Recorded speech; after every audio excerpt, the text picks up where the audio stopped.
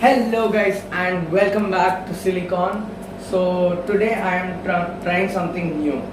Before we get started, I just want to say, if you're wondering what has changed in this, it's the whole studio. So if you want to see how I built it, it'll come in your top right hand side and that side. Yes, so continuing what we are doing today is, it's almost the end of 2020. Like, it's November 1st, so it's almost the end, and we're trying to revive a camera right here, to be simple. Okay, this camera released in 2016, I think, and it's 4 years old, and as soon as this year ends, it's going to become 5 years old. And I'm talking about the GoPro Hero 5. You see a picture right here.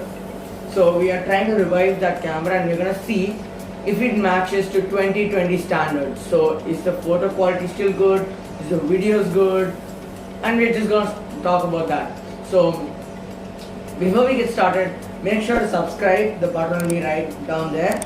Hit the bell notification to get awesome videos like this right on your notification list, or whatever you call that. And then make sure to hit that thumbs up button so much that it pains. And without further ado, let's go to it.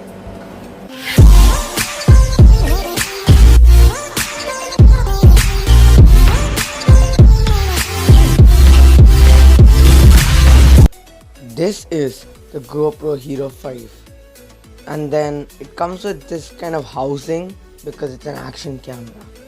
Now let's talk about the ports and buttons in this camera.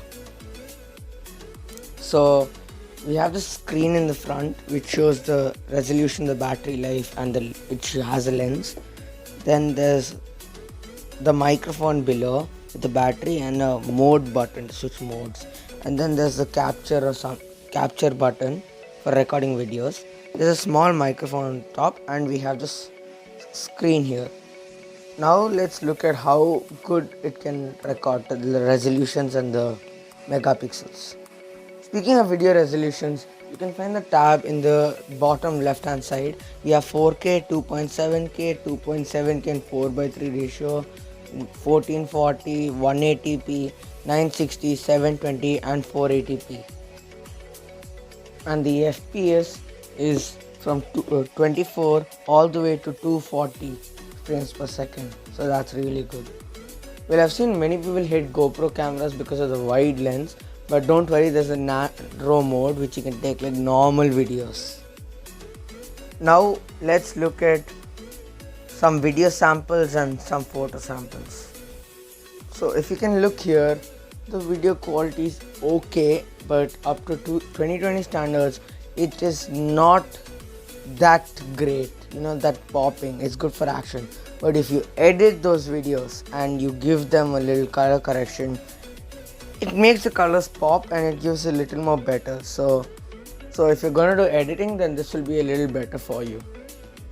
Now let's look at some photo samples. This is the only photo sample I have, and I have multiple issues with this. The photos are not clear in GoPro. I'm telling you that in the starting itself. And then it shoots in this 4:3 ratio which you can't change. So I don't think you should buy this for photography, but for videos you might consider it. So my final verdict is, the photos are not good, but the videos as an action camera are amazing, out of the world, as you can see the samples now itself. And if you want to put it on a tripod, you can do that, and you want to make like normal videos on a tripod with a little color correction, everything is going to be alright. And it has some nice stabilization in the video, so that is good. And because the Hero 9 is coming, the price of this will go down, so this is a good time to buy it if you want. But if you're a photographer, do not buy it. If you're a videographer and you know editing, buy it. That's it. Thanks for watching. Bye.